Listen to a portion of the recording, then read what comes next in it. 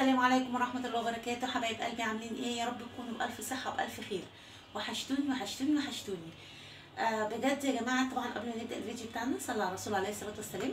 ومش هقول لكم طبعا لو مش مشتركة اشتركوا والكلام دوت، بس يا حبايب قلبي المتابعين روحي وحبايبي واخواتي اللي بيشوفوني بقول لكم حاجة واحدة بس، ما تنسوش اللايكات. تمام؟ لان انا بلاقيكم كاتبين تعليقات كتير كتير كتير ومش عاملين لايكات. كملوا جميلكم معايا بقى وحطوا لي لايكات، ما تحرمش منكم ابدا يا رب، ويديمكم نعمه في حياتي. المهم يا حبايب قلبي، انا النهارده مش هعمل وصفه جديده ولا هعمل اكل ولا هعمل حاجه ولا الكلام دوت. انا هعمل حاجه عملتها معاكم قبل كده، بس في شويه معلومات حبيت ان انا اقولها لكم المره دي. ايه هي المعلومات يا هدى اللي انت حابه تقولها لنا المره دي؟ المعلومات اللي انا عايزه اقولها لكم، فاكرين الصابون اللي انا عملته معاكم دوت؟ احنا عملناه الشهر اللي فات. فانا وانا بعمله قلت لكم ليه منه، يعني انا ما كنتش قريت دول قوي، قلت لكم ليه منه كذا صنف، بس انا بصراحه لما قريتهم لقيت في حاجات تانية كتير. يعني لقيت منه في تركيبه جل الملابس السوداء زي بيرسيل جل كده، في منه الملابس السوداء، وفي منه الغسالات الاوتوماتيك، وفي منه تعملي منه شامبو سجاجيد، يعني الشامبو بتاع غسيل السجاجيد من دوت. يعني يبقى نفس الكيس دوت. انا لقيته في السوق عند الراجل بتاع الصابون. نفس الكيس دوت. هو حتى قال لي انت عايزاه بايه؟ انا المره اللي فاتت جبت برتقال، المره دي جبت ليمون، عشان كل مره هجيب حاجه مختلفه. بس بصراحه لما جيت البيت وقعدت اقرا فيهم واحده واحده، بصيت لقيت ان في للسجاجيد وفي للملابس السوداء. فانا ان شاء الله هجيب للسجاجيد، لان انتوا عارفين طبعا دخلت عيد علينا وعايزين ايه، نغسل السجاجيد بتاعتنا. فهجيب برده للسجاجيد واعمله معاكم، واجربه برده في غسيل السجاجيد معاكم، وهتشوفوا كل حاجه على الطريقه. بس دوت بالليمون كان حلو قوي قوي بصراحه، وناعم موفر معايا كتير.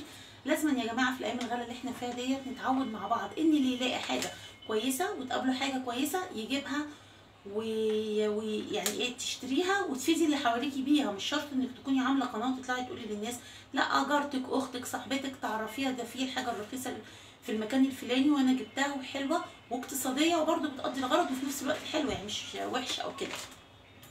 انا عملته الشهر اللي فات، بس عملت بقى هنا كاتبلك انك انت تعمليه ب6 لتر ميه. بصراحه انا عملته كان حلو قوي، بس العيب الوحيد اللي كان فيه كان خفيف شويه، بس هو كان حلو فعلا وقضى الغرض يعني، وكان جميل.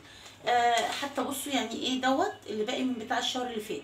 بصوا هو خفيف كده شويه، بس بصراحه حلو جدا وريحته حلوه قوي وبينضف وما بيخليش ريحه زفره في اي حاجه ولا المواعين ولا اي حاجه خالص. حلو قوي بصراحه يعني بصراحه. فانا المره دي هعمله معاكم، بس مش هعمل 6 لتر ميه، انا هعمل 5 لتر بس، وعشان يبقى اتقل معايا شويه. ودوت بالليمون. انا المره اللي فاتت عملته معاكم، وانا بقى عرفت الطريقه مش هقراها، انا المره اللي فاتت قعدت اقراها. طريقته يا ست الكل ان بيبقى فيه كيسين جوه كده، كيس بودره. بصوا الله الله، ده الكيس اللي فيه الريحه بتاعت الصابون ده بقى، الليمون البرتقال اللي انت عايزاه. ودوت كيس معجون، دي الخميره الاصليه بتاعت الصابون. يعني الكيس ده يا جماعه بصوا جوه كده، الكيس ده الخميره الاصليه بتاعت الصابون اللي هي دي الماده الفعاله الاساسيه اللي فيه. وتاني حاجه دوت الليمون بتاعنا. تمام؟ يعني هما الكيسين دول كده. احنا بنعمل ايه؟ بنخلط الكيسين دول مع بعض وبنقلبهم كويس، وبعد كده بنضيف لهم الميه شويه بشويه ونسيبهم شويه. تمام؟ هوريكم بقى احنا هنعمل ايه مع بعض دلوقتي، ونشوف بقى خطواتنا واحده واحده. وما تنسيش يا ست الكل بقى تشوف الفيديو لغايه الاخر. وانا كمان مش ست الكل بس، انا عندي اخواتي وحبايبي متابعين برضو، شباب زي الفل ورجاله على راسنا من فوق. ربنا يخليكم يا رب كلكم يا رب، ويخلي كل واحد لاهله، ويخلي لي متابعيني وحبايبي واخواتي. هنشوف بقى طبعا حبايبي كلكم سواء ستات او رجاله او بنات او شباب، ربنا يخليكم كلكم يا رب. هنشوف احنا هنعمل ايه مع بعض، هنعمله ازاي. طريقته حلوه جدا جدا جدا، موفر جدا جدا جدا. قلت لكم ب 25 جنيه المره اللي فاتت. نشوف بقى الوصفه بتاعتنا ونشوف احنا هنعمل ايه، ونسمي بسم الله الرحمن الرحيم ونصلي على الرسول عليه الصلاه والسلام. يلا بقى نشوف احنا هنعمل ايه. بصي يا ست الكل، انا المره دي هعمله في علبه شفافه عشان تشوفي العلبه من جوه انا هعمل فيها ايه. تمام؟ الاول بس هفضي البودره، لان ده بيبقى الماده دي بتبقى عامله لازقه قوي كده وبتلزق في ايدي شويه. بسم الله الرحمن الرحيم. بصوا بقى بفضيه قدامكم اهو، وعامله لكم الفيديو ما صورتش وبعد كده اتكلمت، لا عامله لكم كل حاجه على طبيعتها. نسمي بسم الله الرحمن الرحيم. نبدا ننزل بدي بقى اللي هي العجينه بتاعتي دي كده اهي. بسم الله. بصوا اهي، بصوا جايبه لكم بتاعه شفافه اهي، علبه شفافه. ممكن العلبه ما تاخدش 5 كيلو معايا، ممكن انقلها في حاجه اكبر، بس انا عشان اوري حضرتك في الاول انا بعمل ايه. تمام كده يا ست الكل. تمام يا حبايب قلبي متابعيني واخواتي، ربنا يخليكم ليا يا رب ويديمكم نعمه في حياتي. وكل سنه وحضراتكم طيبين، بقى العيد جاي كده، كل سنه وحضراتكم طيبين. بصوا بقى، انا الكيس ده مش هرميه كده، انا ما بعوز يعني وانا بحط الميه هاخد منه شويه. تمام. نقلب بقى دول كده مع بعض اهو. بسم الله الرحمن الرحيم اهو. بصوا شايفيني كده اهو. بصوا نقلبهم بقى كويس حلو قوي مع بعض كده اهو. بصوا اهي. طرطش عليا بس عشان مش واخده بالي طرطش. بصي نقلبهم في بعض كويس كويس كويس. قلب قلب قلب، اخلط اخلط اخلط. المواد الفعاله بتاعتنا تتعمل مع بعضها كده. احنا بقى ايه، بيقولك تسيبيه 5 دقايق لغايه الماده الفعاله دي هتشتغل، وبعد كده تبداي انك انت قست الكل تزودي الميه حبه بحبه. تمام. انا بقى هغسل ايدي وهو فعلا طرطش عليا وعند عيني، فخلوا بالكم بقى عشان طرطش على عيني دلوقتي. هفصل بس كده شويه واجيلكوا تاني. تمام. بصي يا ست الكل كده بعد ما سيبناه شويه نبدا نزود بقى ايه الميه حبه بحبه. انا بزود شويه واقلب، شويه واقلب، شويه واقلب. تمام. لغايه بقى ايه ما تلاقي القوام اللي انت عايزاه. انا عاملاها ريحه المره دي ريحه ليمون. المره اللي فاتت كان برتقال، بس نشم ريحته كده. ريحته حلوه جدا يا جماعه جدا بجد. يعني انا ما يعني ايه ما بجاملش ولا حاجه، هو ريحته حلوه قوي قوي. نبدا بقى نضيف الميه بتاعتنا حبه بحبه ونقلب كده. هضيف بقى شويه الميه دي كلهم كده.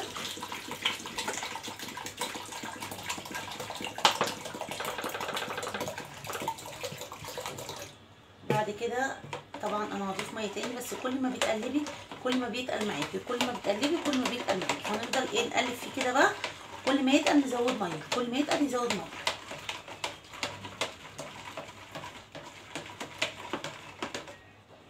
حبايب قلبي واخواتي، انا رجعت لكم تاني بعد ما قلبت الصابون بتاعي على بعض.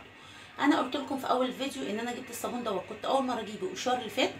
بصوا حبايبي كان حلو جدا، وكان عامل زي الجل كده، وكان جميل.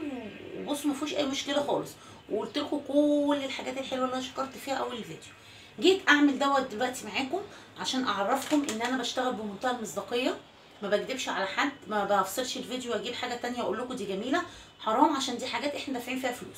بصوا بقى يا جماعه، لما جيت اجرب البرتقال، انا اول ما فتحت الكيس ريحه البرتقال كانت فظيعه وحلوه جدا. انا اسفه، ريحه الليمون حلوه جدا جدا جدا. مجرد ما حطيت عليها الماده اللي هي الجل ديت والعجينه وقلبتهم في بعض وحطيت لهم الميه، طبعا ريحه البرتقال راحت خالص خالص. هو كده اكيد اكيد بايظ. انا عشان ما اظلمش الشركه، ممكن يكون سوء تخزين في المكان اللي انا جايبه منه، او سوء تخزين في الانتاج او الكلام دوت، لان انا مجرباه مره قبل كده وكويس. حتى بصوا حبايبي مش عامل رغوه ولا اي حاجه ازاي. بصوا دوت انا ضفت لتر ميه واحد بس، يعني انا كنت المفروض على دوت اضيف 5 لتر ميه كمان، او اضيف زي ما قلت لكم هعمله 5 لتر بس، يعني دول ده واحد، كنت المفروض هضيف عليه 4 لتر كمان.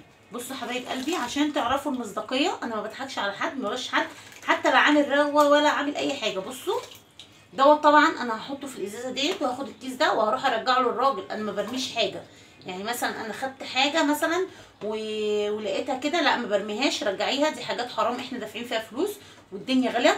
انا جبت منه قبل كده بصراحه وكان حلو من نفس المكان وكان حلو. المره دي بصوا حبايب قلبي عامل ازاي، ولا بقى في ريحه ليمون حتى. انا متاكده ان هو بايظ، لان ريحته ما بقتش حلوه، بقت تحس ان هي ريحه مكمكمه كده. فانا بوريه لكم اهوت عشان ما تفتكروش ان انا افصل الكاميرا واطلع لكم بحاجه تانية.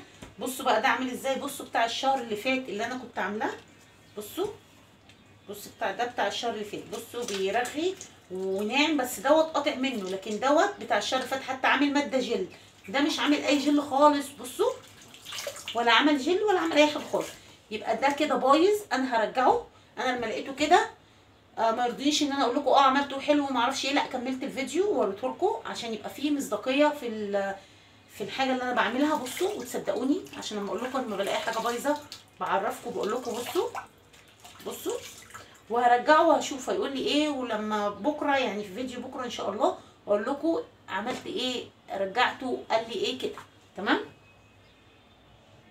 وفي نهايه الفيديو بقى حبايب قلبي واخواتي، انا بشكركم وبتاسف لكم على الصابون اللي طلع بايظ. اكيد يعني في حاجه سوء تخزين، في اي حاجه، لان صلاحيته شغاله، ما عملش اي ريحه خالص خالص. بصوا بصوا، انا وريته لكم اهوت، وبمسكها تاني اهي اوريها لكم. والحمد لله انا المره دي جبت حاجه شفافه عشان اوريها لكم. فانا هعمل ايه بقى عشان ارجعه للراجل؟ هعبيه في الازازه دي، وهاخد الكيس معايا واوريه له واقول له ما عملش اي نتيجه خالص، سواء كان بقى هيديني فلوسي مش هيديني فلوسي. بس المهم ان انا لو النتيجه اللي هوصل لها يعني انا هعرفكم بيها واقول لكم عليها. بس هو طلع المره دي، المره اللي فاتت طلع معايا حلو طبعا وشغال وتمام. المره دي اكيد في سوء تخزين، مش حلو خالص خالص خالص، ما عملش اي نتيجه ولا عمل اي حاجه خالص خالص خالص. الفيديو باظ، الفيديو باظ. لا لا، الفيديو ما باظش ولا حاجه. كويس ان انا عملت الفيديو معاكم عشان يبقى فيه مصداقيه، تعرفوا ان ما بكدبش عليكم. لان قبل كده بقول لكم انا بجرب الحاجه، لو مش حلوه ما بطلعهاش وما بقولكوش عليها، ولو حلوه طبعا بقدمها لكم وبقول لكم عليها. وانا عملت الفيديو دوت، صورته على طول، ما عملتش وفصلته والكلام دوت عشان اعمل الصابون معاكم. طلع بايظ. معلش معلش. بس ولا يهمكم طبعا. فداكوا اي حاجه، وان شاء الله هرجعه، ولو ما رجعتوش بقى هصعد تمنه عند ربنا طبعا، مش مشكله خالص. دلوقتي حبايب قلبي اترككم في رعايه الله، واقول لكم السلام عليكم ورحمه الله وبركاته، وباي باي.